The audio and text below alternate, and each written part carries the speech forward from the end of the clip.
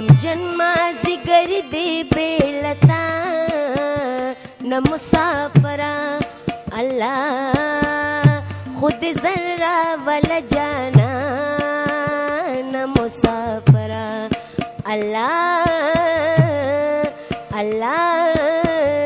خود ذره ول جانا نه مسافره غمجن مازیګر دی بیلتا نه مسافره زما دلری وطن یارا دیدن دی تخما او رالیگا زبے کرما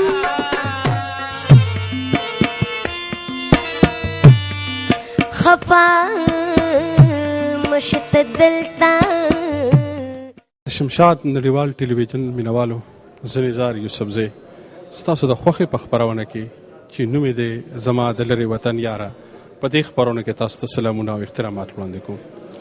نن موږ د دې خپرونې لپاره آلین ته راغلي یو او ډېره د خوشبختۍ او ډېره د خوشقسمتۍ خبره ده چې نن په آلین کې د افغانستان په نوم باندې د سرو زرو د دوکان یو پرانیسته وه. موږ په هغې پرانیسته کې ګډون وکړو.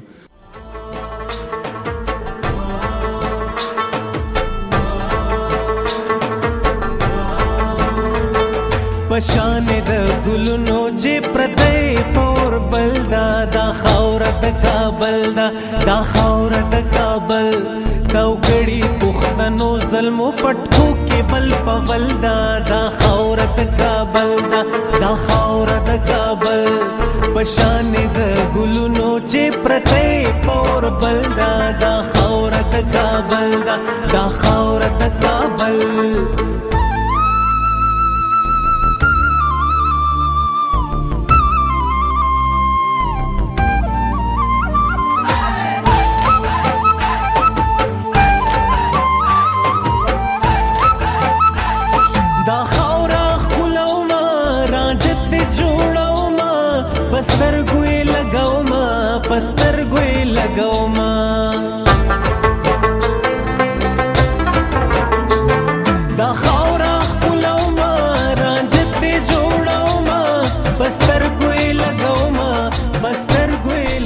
قدرمنو اوریدونکو یو ځل بیا خیر راغلاست.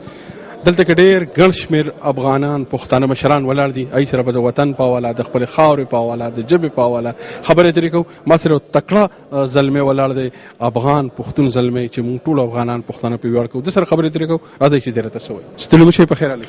تاسو هم ستړي مه شئ، په خیر راغلی او هرکلی درته وایو. مبارکي درته وایو. نن هم ډېر ښکلي دوکان پرانیسته وکړه او د خپل هېواد افغانستان په نوم باندې د دوکان را جوړ کړه. تاسو هم ډېره مننه کوو چې تاسو موږ د دوکان پرانیسته راغلی او خدای دې وکړي چې د تاسو په راتګ سره د موږ دوکان برکت نور هم زیات شي. نو صمد صاحب د ځان لپاره خوالي ځلې کې د وطن لپاره د کام لپاره د خپلو ماشومانو لپاره هلته د کونډو رونډو غریبانانو لپاره دې هم چې ته په ذهن کې په زړه کې چې ته خیال راځي. بسم الله الرحمن الرحیم الحمد لله رب العالمین والصلاة والسلام علی رسوله الکریم. اما بعد، زه تر ټول نه مخکې د شمشاد تلویزیون څخه ډېره مننه کوم چې دوی موږ سره په هر محفل کې شراکت کړی دی او د تاسو د پوښتنې په جواب کې زه دومره ویلی شم چې موږ چې د افغانستان نوم خپل دوکان باندې ښودلی دی دغه دا معنا ورکوي چې موږ د افغانستان غم و درد د افغانستان خوشحالۍ او څوکلۍ سره موږ شریک یو په هر وخت کې. او موږ الحمدلله د والد صاحب په نقش قدم باندې روان یو او د تاریخ نه دی په د افغانستان او د افغانانو په مشکلاتو کې ځان شریک کړی دی او موږ هر وخت دا هلې ځلې کړي دي چې د افغانستان مظلوم ملت هغه مشکلات چې دي تر څه حده پورې کومک وکړو او هغې مشکلاتو حل کولو په لاره کې خپل قدم واخلو. ټول افغانان دا وایي چې دلته په ګڼ شمېر کې په لکونو په زرګونو باندې افغانان دي. ای سره خپلې کورنۍ هم دي، د هغوی ماشومان هم دلته کې ژوند کوي. که تاسو وګورئ نور واړه ملکونه دي، زموږ ډېر په کمزوري حیثیت کې ملکونه دي، د هغوی خپل مکتبونه دي. دلته کې افغانان ډېر شتمن خلک دي او ستاسو په شان کې مشران هم پکې شته، ځوانان هم پکې شته، جذبې هم ورڅخه شته. نو ولې افغانان د خپل ځان لپاره داسې یو مکتب د خپلو بچو لپاره نشي را جوړ چې هلته یې خپله ژبه زده کړي، خپل کلتور زده کړي؟ نظر صاحب ته څه ورته وایي چې په هغه زخم د ګوته کېښوه چې موږ هر وخت یې ځورېږو. او لږ د مالګې هم په ودړولې. موږ ډېر د مخکې نه دغه هله ځله کړې، تقریبا د نن نه 20 کاله مخکې موږ دلته یو مکتب جوړ کړ د افغانستان په نامه. متاسفانه چې د افغانستان مشکلات د حزبونو دلته را انتقال کړل او د موږ هغه یو هڅه چې موږ کړې وه هغه یې ناکامه کړه.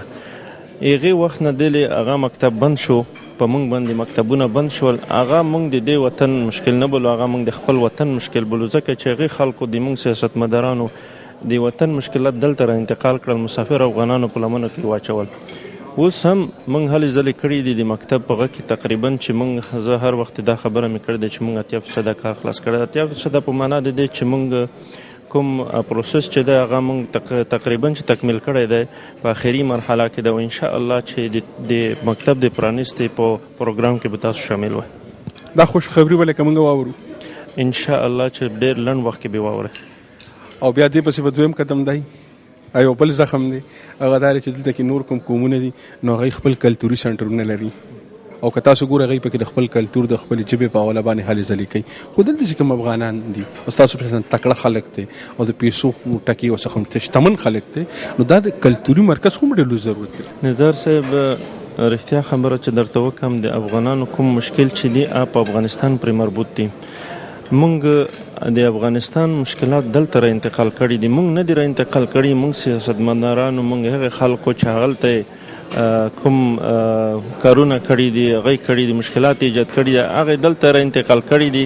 د دې مسافرو بدنامي هم په دا کې جوړه شوې ده چې دوی هم داسې بدبختۍ او داسې ناخوالو سره په لاس کې په لاسو ګریوان دي. موږ هر وخت دا اعلان کړی ده دلته مسافر افغانان نه د افغانستان په مشکلاتو کې کوم مداخلت کوي، نه د هغه مشکلات دلته را انتقالوي. دلته یو د آرام، د امن، د سوکالۍ ژوند په طلب کې دي.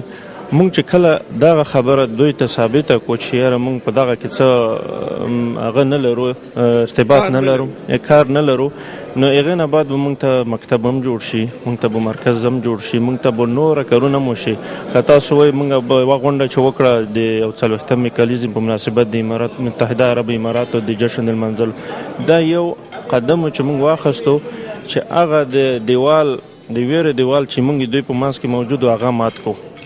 الحمدلله چې موږ اوس د دوی سره یوه داسې فضا رامنځته کړې ده چې هغه د اعتبار او انشاءالله چې موږ به په آینده کې داسې کار وکړو چې مکتب جوړ شي، هغې نه بعد به بیا مرکز جوړ شي، هغې نه بعد به بیا موږ یوه راډیو جوړه کړو، هغې نه بعد به یوه ورځپاڼه جوړه کړو. داسې هلو ځلو کې موږ انشاءالله روان، انشاءالله تاسو په دعاګانو تاسو په مرسته به انشاءالله دا کارونه ترسره کېږي.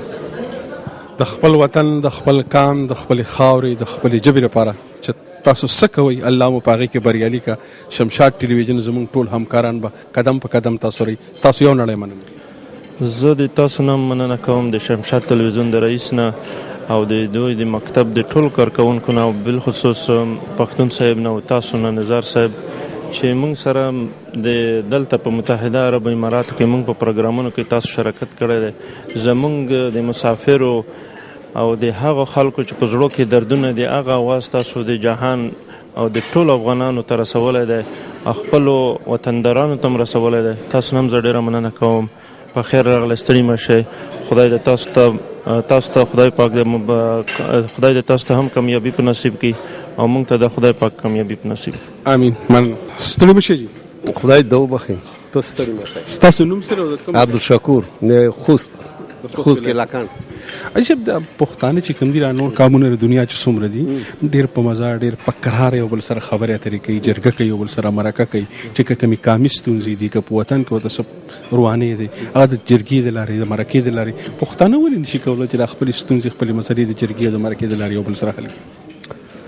دا خو موږ داسې سره خروب کړو ستونزې چې زون ګرامانه د 15 کاله په موږ جنګ تحمیل شوی بهرنۍ وروسته هېڅوک نه پرېږدي چې مثلا کور وکړي، که څوک خبرې کړي، که جرګې کې اته یې نه ویني چې بیا یې تیارې بمبار په کړی، که څوک دول ته دي که لر دي که بر دي په یوازې کې نه دي پرې اخېتو سې کسه چې دا پښتانه کسې دا جرګو والا خو ټولې خراب کړو. ټول عاجزون هغه خلک په کورونه تللي دي، بعد خلک میدان ته راغولي دي. صحیح بعد خلک میدان کې دا کیسې کوي، دا دغې نه دغه پروګرام دې طرف ته کړی ده. هغه ټول مشران یې مړه کړل په څه طریقې سره چې کام پې را ژوندی کېده ولس پې را ژوندی کېده جرګۍ کولی شوه مرکۍ کولی شوه د دې وطن او د دې خاورې ستونزې حل کولی شوه تاسو فکر کوئ دغه فکر دغه هم فکر دی چې دا تمام وي یعنی مثلا کم تعداد پوتې دي عاجزون په کورونه تللي دي او ښه خلک یې ډېر مړه کړه دغه خلک یعنی یوې لوري نه بلې لوري نه که لر دي که بر دي خو تاسو یې وینئ 15 کاله دا جنګ تحمیل ده په دا پښتنو دم دوم په لګېدله دې نه ګرام نه دي چې تاسو یې کومه طامت نه لرئ که داسې وي چې یو ترتیب جوړ شو نظام جوړ شو بیا ښه نظام جوړ شو بیا به دا پښتانه وکړه چې دا کوم پوتې دي دا به دومره کور وکړي چې تاسو په فکر کې نه رسي انشاءالله ډېره مننه ډېره مننه تاسو نه ډېره مننه یو عالم مننه ما سره ډېر تکړه افغان پښتون مشر حاجي فرید روحاني صاحب ولاړ دی د سره څو خبرې ترې کوو چې حاجي صاحب ستړي مه شئ خیر اوسئ سلامت اوسئ نظار صاحب تاسو نه ستړي مه شئ ساله وال دی شکر د خدای فضل دی سلامت اوسئ دلته کاروبارونه څنګه دي د پښتنو څه پښتانه نوي راځي چې سړي ته لږې پیسې ټکي او راځي او داسې څه کار ځان له روزګار ځان له روانو په کوم داسې ځایونه چې به کې پیسې ولګوي چې ځان ته کار روزګار روان کړي نظار صاحب زه خو د هر افغان او هر پښتون نه دا هیله لرم چې دلته راشي او خپلې پیسې په داسې یو تجارت کې بندي کړي چې هغه نه د استفاده وکړي او مستفید شي نو داسې کارونه ډېر شته چې انسان باید هغې ته ملا وتړي شروع وکړي البته ابتدایي کارونه داسې نه شي چې اول دفعه د غټ بزنس یا غټ تجارت ته لاس واچي او په هغې کې ډېر غټ تاوانونه مخته راځي که چېرته دا وړکی بزنس شروع کړي یعنې د صفر نه شروع وکړي نو د کامیابي چانس ورسره ډېر شته دی او که چېرته د اول د غټ بزنس ته غټ هغه ته لاس واچي کاروبار ته لاس واچي نو کېدی شي خدای مخواسته په هغې کې د غټ تاوان وکړي نو دا بزنس په مثال د زینې دی په زینه چې خېږي نو د اول اړکي نه به شروع کړي یعنې د صفر نه به شروع کړي څو وخت کې چې مثلا تا د صفر نه شروع وکړله نو او خپل نیت به پاک ساتي او 15 وخت لمونځ به ورسره کوي پوه نو د ستا او حلال کار به کوي نو ستا د کامیابي راز په اندغه کې دی چې انشاءالله تا ته به الله پاک حلاله روزي په دې کې درکوي او ستا کاروبار به د ټولو نه ښه نه ښه مخته ځي هغه کارونه دوی خلک وایي چې ډېر اسان دی او ډېر ښه کېږي چې یا پې ته پوهېږي او یا تا په خپله کړې په مخ کې دې بوځي چې په یو کار کې تجربه نه مخکې دې کړې نه او سړی ورته ورګډ شي نو په کې اکثر سړی نقصان ومومي که څنګه بلکل او دا دلته په دوبۍ کې موږ ته ډېره تجربې شوي دي دغسې کارونه چې کوم کسان زه پېژنم چې دغسې په بعضې بزنسو یعنې تجارتو کاروبار باندې داخل شوي دي او هغه کاروبار ته اخر یو میاشت یا 2 میاشتې هم تحمل نه دی کړی او هغې کې دوی افلاس شوي یا مثلا برشکست شوي دي په طور د نمونې زه یو کس پېژنم چې هغه په ډېر کم وخت کې مثلا یو غټ بزنس ته یا غټ تجارت ته لاس اچولی او د 2-3 میاشتو په موده کې مثلا هغه بزنس د ده په تاوان انجام شو او د حتی د امارات نه ووته په هغه شرایطو کې چې دی نشو کولی چې تعامل وکړي د هغې بزنس د تاوانو ځینې یعنې ډېره مننه تاسو نه ډېر مننه ما سره یو ډېر تکړه ډېر ننګیالی او ګلالی زلمی ولاړ دی د سره خبرې ترې کوو چې دی راته څه وایي ستړي مه شئ په خیر خیر راغلی او سبق ته ویلې دلته یې ویلې سبق په افغانستان کې سبق مې دلته ویلی دی موږ دلته پیدا شوي یو او سبق مې دلته په راکړو اوس دلته ډپټي هم کوم په ابوظبي پولیس کې په پولیس کې دې ځای د پولیس خو ډېر د خلکو سره تعاون کوي ډېره مرسته کوي او ډېره ستړي ورسره کوي او ډېر خلکو سره ډېر تعاون کوي لکه دغه ځای پولیس تاسو سره دلته چې کوم خلک دی رویه تاسو سره څنګه چې کوم وطنیان دی رویه سره څنګه بس پولیس دوه خو اوس یو خو عادي پولیس وي دلته پولیس داسې دی لکه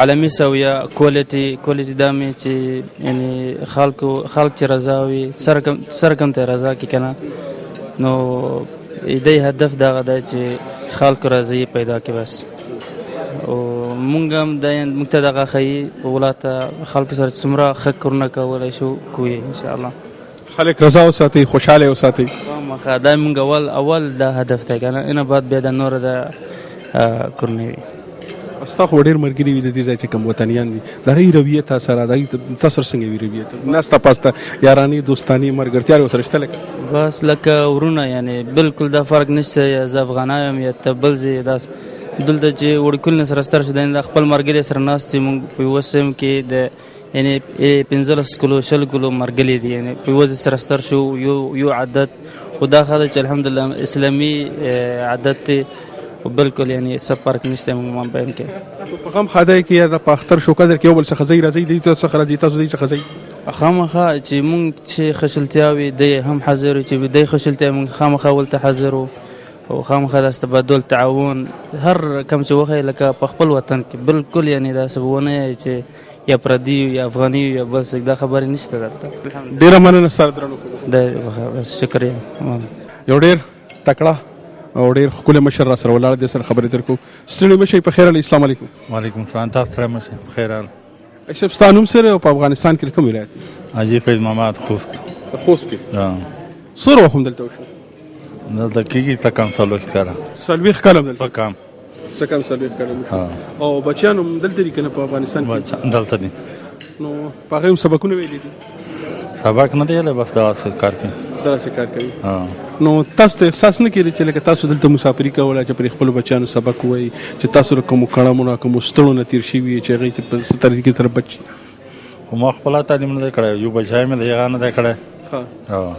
احساس ته کېږي چې په کار نصیب مې دي پاندې کوم په هغې کوي په هغې ته یې راځي چې په دې به ښه سبقونه وایي دلته شروع دي که نه شروع دي وایي به پې سبق پاندې وایو تا ته خپل احساس کېږي سبق د نشوالي چې ته احساس ته کېږي چې ته حکومتي ادارو ته لاړ شي چې ته لاړ شي څه کړمه نه ته پېښېږي احساس کله چې سړی خارج ته وړي شي بیا تعلیم پته ورته لګېږي چې تعلیم څومره قدر لري ستا په اړه کې بل څه خبره شته چې ته یې کول غواړې نه خدای دې خیر دی ښه شول ډېره مننه خفا مشت دلتا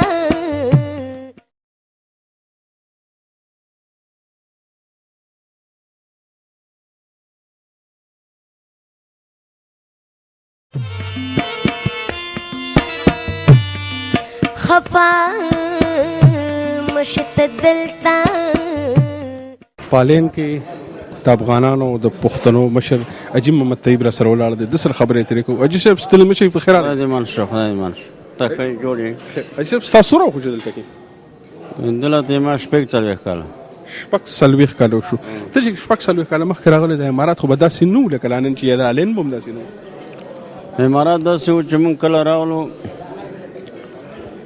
د هاجرو لښتو نه یې کورونه وو او چې کله مونږ دلې راغلو د مونږ د خورو د خټو د کارونه وو چې دلته دا والي دلې مونږ کورونه ښه وبرېښېدل چې له دې نه مونږ کورونه ښه وو او بالکل یعنی دا ډېر خراب وو کورونه یې نه وو صحیح ستا په نظر کې داسې کومه خبره وه چې دی اتحاد او اتفاق او یو بل سره ورورولي وه او دې ملک کې الله پاک ډېر شتمنه ځمکه ورته ورکړې ډېر وسایل هم پکې لږ داسې کومه خبره وه چې د هغې په بنیاد هغه د دې بیس بنیاد جوړ شو دی پرې دومره ډېره ترقي وکړه دې داسې بنیاد جوړ شولو د ټول شیخان سره یو ځای ته شول او دا اتحاد یې دوی سره وکړلو چې موږ تاسو دا دپاره چې یو اتحاد وکړو او شیخ زاید مرحوم چې کله راغللو په هغه وخت کې د ورور شیخ ابود په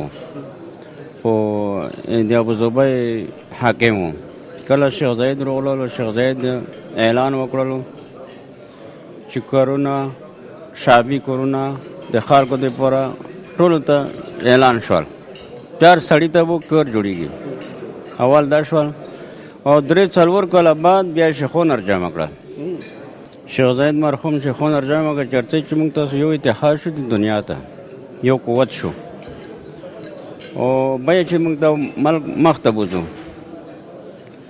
او ټول اتفاق سره وکړو الحمدلله په دا 40 کالو کې ما وطن دومره اندازې ته بوترلو چې بالکل دا سبب د اتحاد اتفاق د امن په وطن کې وروسته هر شی شیخ زاید دا یو کار وکړو حاجي صاحب الله دې وکړي چې ستاسو په شان مشران په افغانستان کې هم د مختلفو قبیلو د قومونو کوم مشران دي هغه هم دغه سره دویم دا خبره ده چې ډېره خبره په دا وطن کې دغه ده چې خلک دا وطن کې ډېر خوشحاله دي دې وجې نه خوشحاله دي چې یو خو امن ډېر دی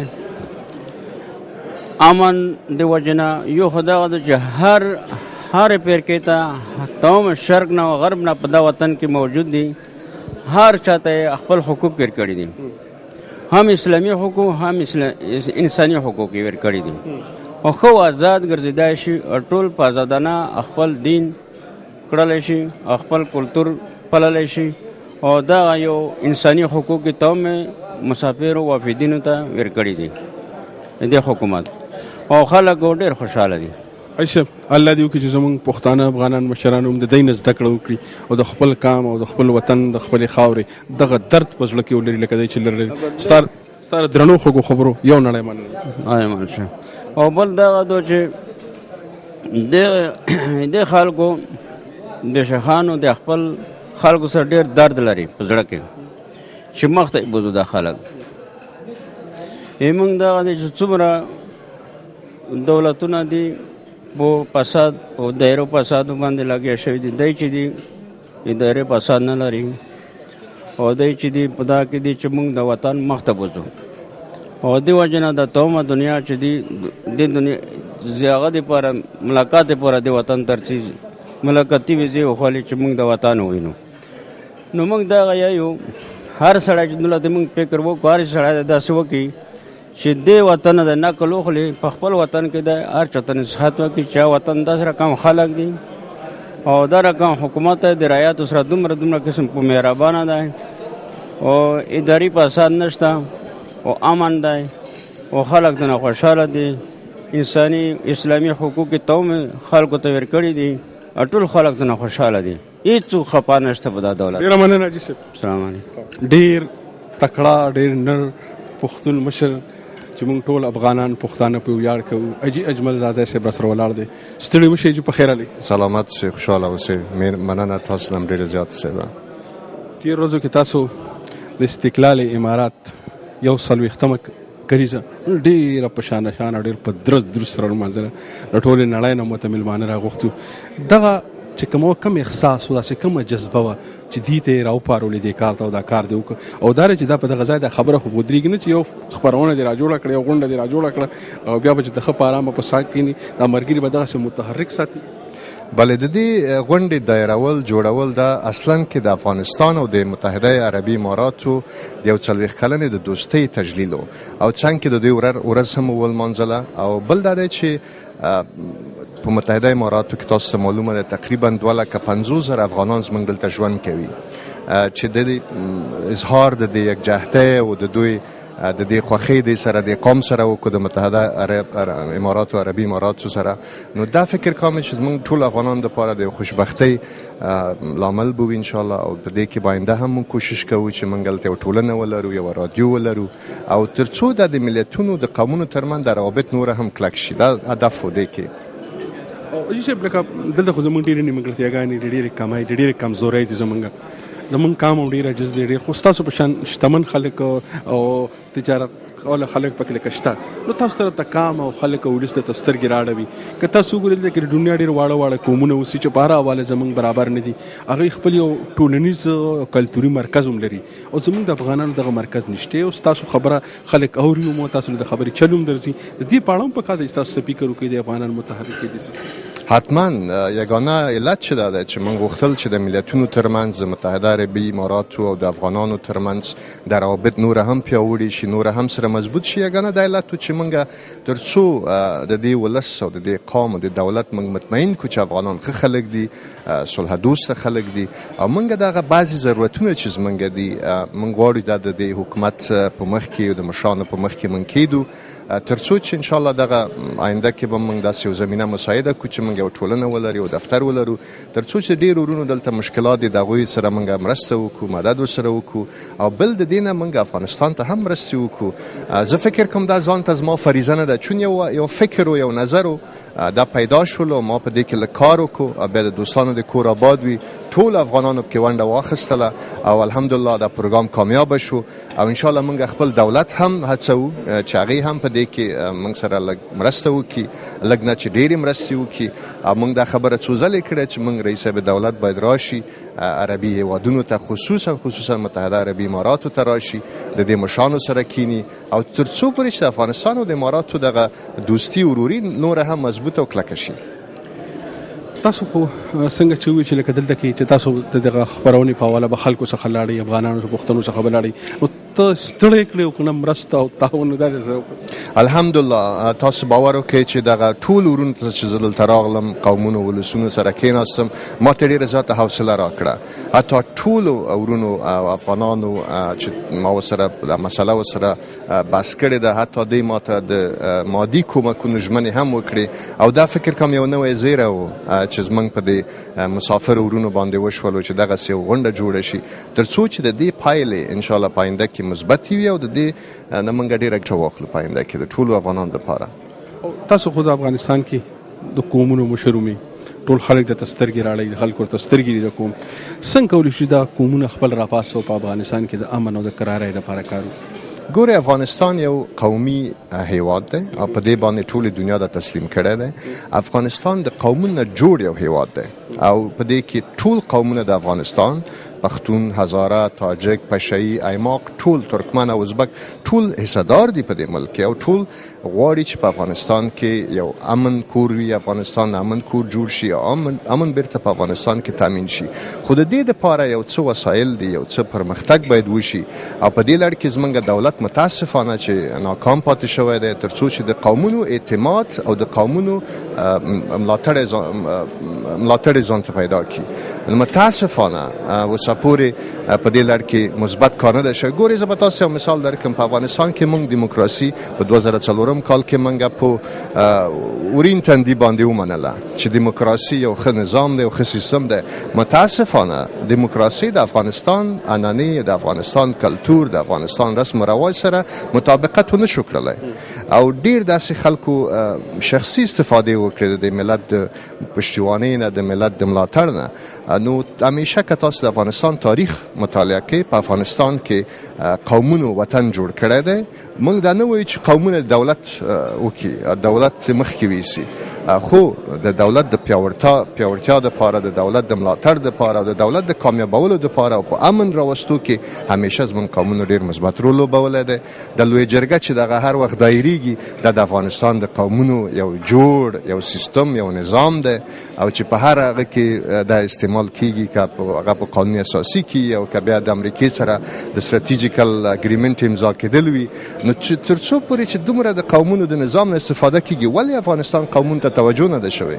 متاسفانه دغسې یو عمل په 11 کالو کې د دیموکراسۍ تر بیرغ لاندې شوی دی او آینده به انشاءالله د افغانستان همدا قومونه راټولیږي او بیرته به افغانستان دپاره یوه لایحه جوړوي او بیرته به انشاءالله د افغانستان دپاره د امن یوه لار پیدا کوي. په اخر کې د شمشاد نړیوال ټلویزیون مینوال ته په ټوله دنیا کې ګوري، که څه پیغام لري؟ زما پیغام ټول افغانانو ته او ټولو د افغانستان میشتو خلکو ته او هغه افغانان چې په خارج کې دي دوی دپاره دا دی چې دوی وهڅوي یو بل چې افغانستان دپاره یو څه وکړي. دا د هر فرد د افغانستان وظیفه ده او د هر افغان وظیفه ده چې د افغانستان په بیا جوړېدو کې، د افغانستان په بیا ودانولو کې او بیرته د افغانستان د بیا د پرمختګ کې او د قومي او ولسي د یووالي کې د ونډه واخلي. او الحمدلله زه په دې متیقنه یم چې که دغسې ورونه دغسې پروګرامونه په خارج کې شروع کړي هم انشاءالله د دې پایلې به ډېرې مثبتې وي. د خپل وطن، د خپل قام، د خپلې خاورې لپاره چې تاسو کم ګام پورته کوئ، شمشاد ټلویزیون هو زموږ همکاران به تاسو سره ستاسو نه هم ډېره مننه. کور آباد صاحب، سلام. ډېره مننه. ستړي مه شئ، په خیر علئ. خوشحاله اوسئ، تاسې هم ستړي مه شئ. که لنډه شان پیژنګلو را سره خپل وکړئ. عبدالرشید یم، عبدالرشید ایوبي، د خوست ولایت اوسېدونکی او همدلته هم کاروبار لرو، په افغانستان کې هم اوسېږو. څه کاروبار کوئ دلته کې؟ دلته خو زه یو کنسټرکشن کمپنی لرم د نجم الافغان په نوم سره. دلته مقاولات العامه ورته وایي، مقاولات او بس ساختماني پروژې لرو همدلته په اماراتو کې. اوس نوی کوشش کوو چې پروژې لاسته راوړو. نو ته خو یو ښه تجارت کوي دلته کې، په افغانستان کې سرمایه گذاري کړې ده؟ او موږ په افغانستان کې د اوس 2012 کال په شروع کې موږ چې ولیدل په افغانستان کې په تعلیمي لحاظ ډېر ستونزې موږ لرلې او دا چې مثال په د افغانستان په کابل کې چې د موږ تاسې مرکز ده په مجموع کې دولتي یو پوهنتون و او د نورو پوهنتونونو هم خو بیا هم ډېر محصلین به 2012 نه به چې فارغ شول او هغه ته به مشکل لرل، لوړو تحصیلاتو ته به مشکلات و. نو ما خپله او سره د څو ملګرو نه موږ د لوړو تحصیلاتو یو مؤسسه جوړه کړه چې موږ هغې جواز واخیستو د دولت نه او یو ښه پوهنتون مو جوړ کړو د افغان یونیورسټي په نوم سره. او آینده کې هم څه پلانونه لرئ لکه د خپل وطن په حواله؟ او زه خپله ډېره لیوالتیا په تعلیمي لحاظ کې لرم چې زه په خپل وطن کې په تعلیمي لحاظ زه ډېر کوشش وکړم چې همدغه افغان انسټیټیوټ ته زه انکشاف ورکړم ولایتونو ته، جلال آباد ته او خوست ته او قندهار ته. اول کوشش به مې دا وي انشاءالله، خو په دې خاطر چې یو څه ستونزې دي، فساد دی او امنیت ستونزې دي، نو موږ تر اوسه پورې یو څه مشکلات لرو. کوشش به دا کوو چې انشاءالله دغه ته په تعلیمي لحاظ موږ نور هم انکشاف ورکو او ټول ولایتونو ته دغه پروسه موږ وغځوو. ډېره مننه ستاسو. مننه، خوشحاله ستاسو شمشاد نه هم مننه. ډېر تکړه شاعر ادیب پیاز رباني صاحب را سره ولاړ دی. ستړي مه شئ پیاز صاحب. مننه، تاسو ستړي مه شئ، هر کله راشئ، قربان مې شم. تاسو خو شاعر ادیب سړی وي، په دې تیر وخت کې ما کتېدل چې دا کومې د سماجي اړیکو دا ویب سایټونه دي، په دې کې د پښتو او د لهجو په حواله باندې یو ستونزه راپېښه شوه چې د یو بل په لهجو باندې د کوزي پښتونخوا د خلکو په لهجه باندې د بره پښتونخوا خلکو اعتراض کوو، د بره پښتونخوا خلکو د کوزي پښتونخوا خلکو. نو ته دا څه ګڼې چې دا د پښتنو په ژبه کې دا لهجې چې کومې دي د پښتو ژبې دا زموږ ژبې ته وده ورکوي او که څه کوي؟ مننه، د پوښتنه ستاسو ډېره جالبه پوښتنه ده او زه فکر کوم چې په لومبي ځل داسې یوه پوښتنه معنی کېږي. زما په اند یا زما په فکر لهجې چې کومې دي دا د ژبې په بډاینه کې یا د ژبې په غنا کې، په غنیتوب کې ډېر رول لري. په نړۍ کې کومه ژبه چې ډېرې لهجې ولري هغه هم دومره غني وي. یو مثال زه تاسو ته درکوم. په اوسنۍ پښتو کې چې کاره پښتو، یوه پښتو یا معیاري پښتو ورته وایو، کوششونه کېږي، ډېر عالمان داسې دي، ژبپوهان داسې دي چې موږ کوم یو توری، کوم یو لغات پښتو کې نه لرو، نو کوشش کوي چې هغه دپاره یو نوی لغت جوړ کړي، یو نوی داسې توری پیدا کړي چې د هغې مترادف وي، یعنې د هغې ځای ونیسي. نو زه به د علما رشاد صاحب خبره وکړم. نه هغې دا خبره کړې وه چې یو وخت کې موږ د اخور، تاسو اخور پیژنئ؟ اخور چې لکه څاروو ته پکې ګایا اچوي، واښه اچوي، اخور او اخور یوه خبره ده. دا په اصل کې د فارسي ژبې لفظ دی، د فارسي ژبې لفظ دی، هغې نه پښتو ته انتقال شوی دی. نو موږ غوښتل وی چې د دې دپاره پښتو یو ټکی، پښتو یو توری پیدا کړو. نو وګرځېدو خو دې دپاره توری پیدا نه کړو، نو مجبور شو چې خپله ورته یو توری ایجاد کړو، یو څه وله خپله جوړ کړو. نو چا وی چې واښتون، چا وی چې واښځی، چا وی چې ګیاځی، چا به څه وي، چا به څه، خو اتفاق به دې وشو چې دې دپاره به د واښتون نوم وي. نو چې داسې یو وخت و چې په پېښور کې د پښتو ژبې یو لوی سیمینار و چې غالبا ټول ژبپوهان او علما پکې راټول شوي وو، د افغانستان او د کوزي پښتونخوا ټول او د جنوبي پښتونخوا ټول ژبپوهان پکې راټول شوي وو، راجمع شوي وو. نو چې کله چې دا غونډه پای ته ورسېده، نو وایي چې زه د هغې ځای نه په موټر کې راغلم، د بنو په لار، پېښور نه د بنو په لار راغلم. په لار کې چې یو بازار راځي چې ټانک نوم دی، بازار ټانک نوم دی، چې د بازار کې موټر نه کوز شو او په یو هوټل کې مو ډوډۍ مو خوړه. لکه ډوډۍ ته چې کېناستو، نو په دې میز موږ ناست یو بل میز ته یو څو کسان ناست دي، مروت دي. دلته په دې سیمه کې لکه ډېری مروت اوسېږي، د مرمتو دا قبیله چې ده دلته اوسېږي. په دې ټانګ او لکۍ کې داسې ما اورېدلي ما په خپله نه لیدلي خو اورېدلي مې داسې دي. نو مروت په خپلو کې چې لګیا و چې پمپۍ کې مې واښه واچول، واښه مې واچول، پمپۍ کې مې واښه واچول. چې زه داسې ورنږدې شوم ما ورته وویل چې وروره دا تا څه ووایي چې پمپۍ د پمپۍ څه شی وایي چې پمپۍ چې داسې دیوال غوندې راتاو کې داسې وړوکی و چې څاروي ته پکې واښه اچوي ګیا ورته پکې اچوي هغې ته موږ پمپۍ وایو چې دلته مې تندي ته ټک ورکړ چې ګوره د ژبې په بډاینه کې لهجې څومره هغه لري غټ رول لري وده ورکوي پراختیا ورکوي. نو مخکې د دې نه چې موږ یو توری جوړوو ټولې لهجې په کار ده چې موږ ولټوو چې دې دپاره په کومه لهجه کې توره شته که نه پیسې د دې ژبو د دې لهجو د دې دا چې کوم د بهر نه ټکي زموږ ژبې ته راځي په دې به موږ او تاسو یوه ښه کوټلې مرکه کوو انشاءالله تعالی. ډېره مننه ستاسو. ډېره مننه. خوښنه کوم د شمشاد تلویزیون نه په کوم ځای کې چې د پښتنو غونډه جوړه شوې ده اجتماع جوړه شوې ده پښتانه راټول شوي دي نو شمشاد یوازینی چینل دی چې ورته ځان رسولی دی د پښتنو په هر غم او ښادۍ کې شریک شوي دي او زموږ د هغه کې نړۍ ته رسولی دی ټول نړۍ ته. ډېره مننه.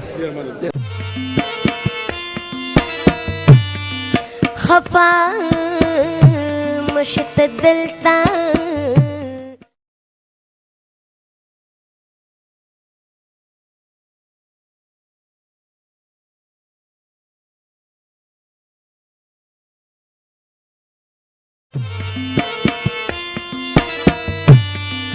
خفا مشت دلتا.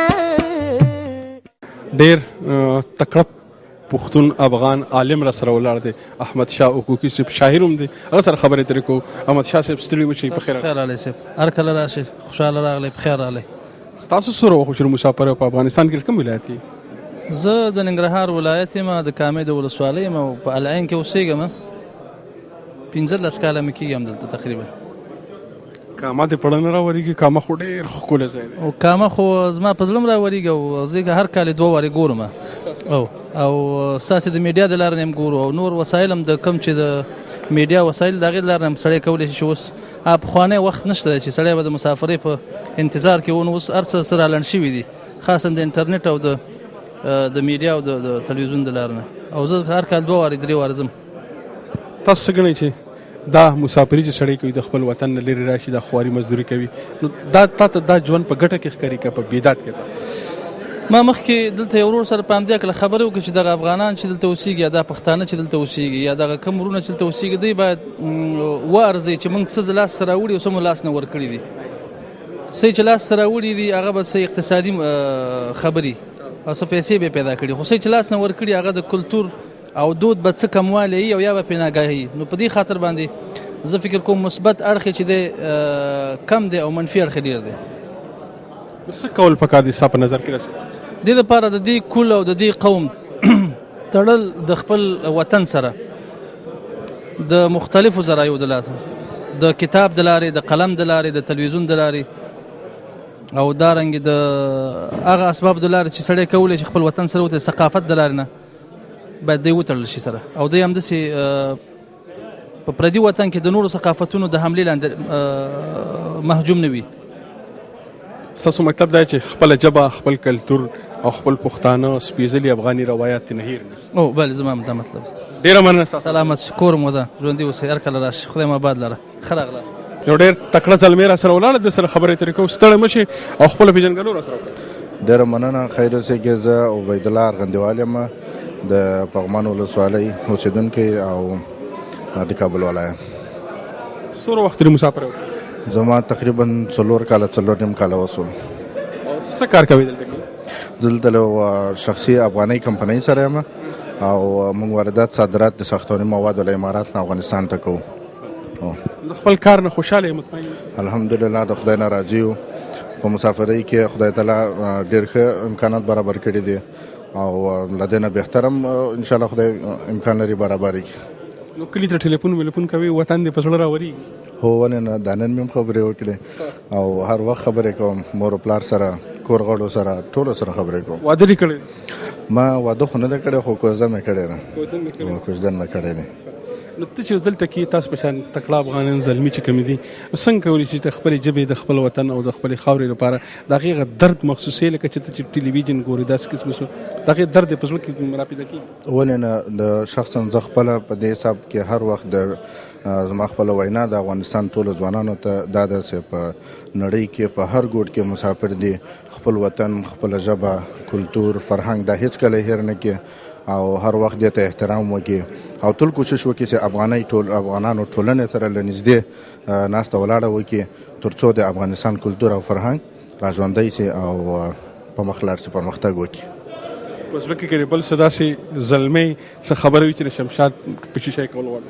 نه، زه د شمشاد د تلویزیون له لارې اول خپله د شمشاد د تلویزیون مننه کوم کارکوونکو ته او د دې له لارې نه خپل ټول ملت ته، ټول افغانانو ته سلامونه رسوم او دعا به کوو الله تعالی د افغانستان آباده لري او خدای تعالی د امن راولي تر څو افغانستان آباد او پرمختللی هېواد شي. ډېره مننه. آمین. الله دې داسې ډېره مهرباني. ما سره یو مشر ولاړ دی، ډېر ښه پټکې تړلی دی، د سره خبرې ترې کوو. ستړي مه شئ. تاسو ستړي مه شئ، په خیر راغلی، هر کله راشئ. خپله پېژندګلو راسره. زه بدشه خان بابکر خیل د خوست ولایت باک ولسوالۍ اوسېدونکی یم. چېرته وطن ته ځي راځي؟ او ډېر ځو راځو، 3 میاشتې 4 میاشتې بعد خپل ملک ته ځو. خیر سلام. چې اوس لاړ شي خپل وطن دې ولیده چې ته لنډو ورځو کې تللی؟ او ولا چې د یو 2-3 میاشتې مخکې مونږ تللي وو، د خوست م یو سفر درلودو د هلته چې په خوست کې د مرحوم وفاته شیخ زاید بن سلطان یو پوهنتون ده، د هغې 10 کلنې د تلین په مناسبت هلته مونږ تللي وو. خوست بیرته اماراتو ته راغلو، همداسې وخت نه وخت ځو راځو کلو ته. څه دې ولیدل په خپل وطن کې؟ نو په خپل وطن کې خو ماشاءالله ډېر کارونه شوي دي. دا چې موږ خوست ولي صاحب عبدالجبار نعیمي طلب کړي وو د دې د خاطره چې هلته د 10 تلین په مناسبت چې کلیزه المنزله کې دا د پوهنتون هغې ته موږ یو 25 کسیزه هیئت د اماراتو نه لاړو چې هغې پوهنتون سره موږ کومکونه وکړل. 1.5 ملیون روپۍ کومک موږ پوهنتون دپاره ورکړي. خوست کې زیاته توجه چې وه هغه موږ غریب ولس ته وکړو. بعضې ادارو کې کومې نیمګړتیاوې چې وي هغې سره موږ کومکونه وکړل او ماشاءالله الحمدلله د عبدالجبار نعیمي صاحب په وجود کې خوست ډېر لوی پرمختګ کړی ده چې د هغې جملې نه د خوست هوایي ډګر ده چې مسافرو دپاره ډېر د خوښۍ نه ډک پیغام و. همداسې د ډېرو قوي پروژو ولسوالیو ته د سړکونو غځېدل و، همداسې نور مسایل وو. موږ په خوست کې چې ولدل دا راتګ مو ډېر یو کامیاب راتګ و چې موږ بیرته اماراتو ته راغلو. ډېرې ښې لاسته راوړنې وې چې هلته موږ وکړلې. په زړه کې څه خبره شته چې شمشاد ټلویزیون په شیشه د نړۍ پښتنو ته کول غواړي؟ شمشاد تلویزیون نه خو رښتیا چې موږ مننه کوو، واقعا د ټولو پښتنو تلویزیون ده، خو غوښتنه مې د افغانانو نه خاصتا خوستمیشتو ولسونو نه دا دو چې دوی خپل مشران کار ته پرېږدي او په خوست کې اختلافات ته نور د پای ټکی کېږدي. هغه مشران چې خوست ته راځي چې هغه جوګه د دې شي چې خوست ولس ته خدمات وکړي او د خپلو ګاټو نه تېر شي، د ولس ګاټې په نظر کې ونیسي. ډېره مننه. توجه نه مننه. تاسو سلامت. حاجي صاحب ستړی مه شئ، په خیر علي. خدای دې ماته ته ستړی مه شئ. لنډه پېژندګلو راسره وکړه. زه رحیم ګل او د باک بکر خیل او د خوست ولایت د باک ولسوالۍ اوسېدونکی. او څه کار کوئ دلته؟ دلته زه ساختماني شرکت لرم.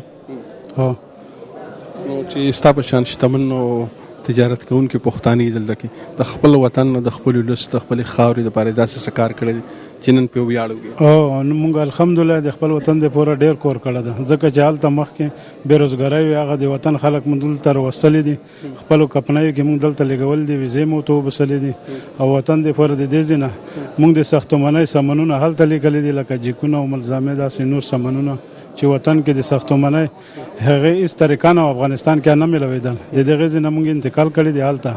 الحمدلله اوس کابل کې په بل ځایو کې رسمي توګه لکه دوبۍ کې سره کم بلډینګونه چې کور پکې کېږي داسې په وطن کې انشاءالله پکې کېږي. ستا په ذهن کې داسې کومه خبره ده چې د خپل وطن د خپلې خاورې لپاره په آینده کې کول غواړي؟ مو په ذهن کې دا خبره ده چې باید ټول پښتانه اتفاق شي، اتحاد شي. هر کله که اتفاق او اتحاد نو بیا ټول کارونه کېږي، که اتفاق اتحاد نه و بیا یو کار هم نه کېږي. هر کله که اتفاق اتحاد و انشاءالله بیا ټول وطن ملک دا د اتفاق اتحاد له څخه مخ ځي. بله که په کې داسې خبرې چې شمشاد ټلویزیون په شیشه خلکو ته کول غواړي؟ نو زه ټولو وطنوالو ته دا مو خواست ده چې اتفاق اتحاد په امن کې کوشش وکړي. هر کله چې وطن کې امن وشي بیا هر څه کېږي. امن چې نه وي دا وطن نه کسي، امن ده هر څه شوي دي. د ډېر وخت نه کېږي، تقریبا ما دلته 25 کاله کېږي، په دا وخت کې دغه بلډینګونه نه وو چې دا موږ تاسې اوس کې ولاړ یو. دا اوس جوړ شوي دي. نو دا هر څوک چې هلته امن روشي هر څه کېږي، که امن نه بیا هېڅ شی هم نشته. ډېره مننه ستاسو. تاسې نه ډېره مننه شمشاد ټي وي نه چې موږ سره په دې مراسمو کې ګډون کړی ده. ډېره شکریه، ډېره د پښتون صاحب نه. مغول نه یم چې د زخم ته به جاړم، مغول نه یم چې د زخم ته به جاړم، زه زخمونه پر هرونو کې رانغاړم، او زه افغان چې کله سم شم په سمي شم، د زرې زرې حساب به دنه غواړم. د شمشاد نړیوال ټلویزیون مینورو، دا و زموږ د نننۍ ورځې خپرونه زما د لرې وطن یاره چې د الین نه موږ ستاسو لپاره را جوړه کړې وه. دې سره ده نه زه نزار یوسفزی در بلې خپرونې پورې اجازت غواړم، په لوی او مهربانه خدای سپارم. د الله په امان.